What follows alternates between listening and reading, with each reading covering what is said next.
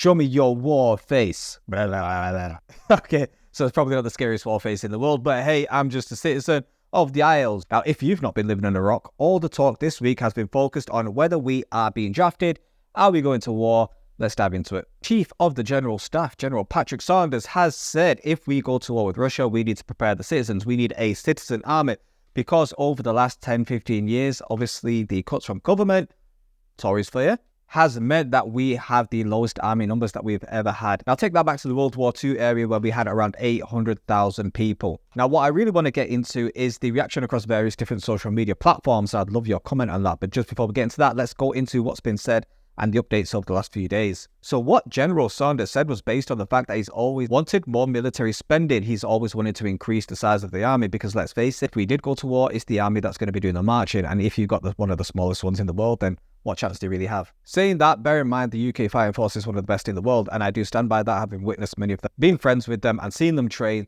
These guys are pretty tough. But to carry on with what he was saying that we need the people of the nation to be ready to go on war footing in case we are in that position. And what's really interesting is the timing of this. Some of you may or may not know, but last week, Grant Shapps used these specific words. He said we are moving from a post-war era into a pre-war world. Now, if you think about it, that is very specific terminology. Now, just briefly, for those of you who may not know what a draft or conscript is, it's basically a way of saying, hey, we're going to war, and anybody between 18 and 24 or 18 and 30 or whatever the age is, you have to come and join the army and fight for us. Fight for king and country. Now, as I said at the beginning, what really interested me was the different perspective across different social media platforms. Now, TikTok.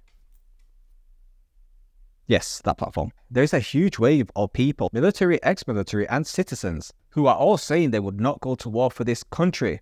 Now, to be more specific about that, it's not the country they wouldn't go to war for, it's the government. And can you really blame them? I mean, nobody can buy a house, healthcare is on its knees. We're in a disastrous consequence which has been fed by this Tory government over the last 10 years of austerity and cuts, which has led people to be so dishevelled, so dishumaned, so hurt, that if we went to war, they wouldn't even go and fight. Now, I don't blame them.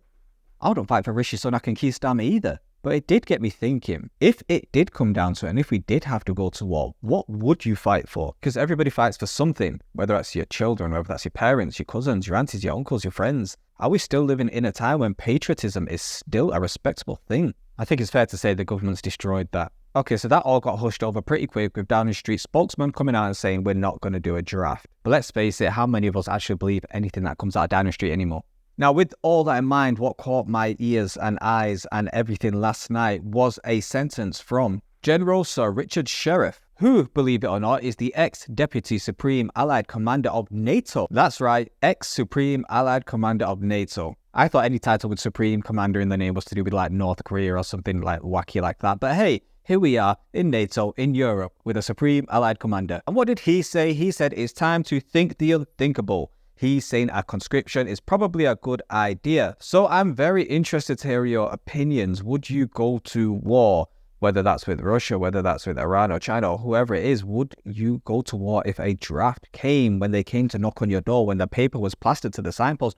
Would you go and put your name down? If you would, I would like to know why. Would you fight for a government who over the last 10 years has made your life a living hell? Or would you fight because you know that if you didn't go to fight, then they would come to fight here? Now, this is a controversial and sensitive topic, so I'd appreciate your comments to be kept respectable. And this is a new channel by me, so I would appreciate comments, likes, and follows as I question the UK in its current state. Not always negative. I want to look at some of the positives, but I'm also not afraid to stand up and say, hey, you guys have made a mess of this.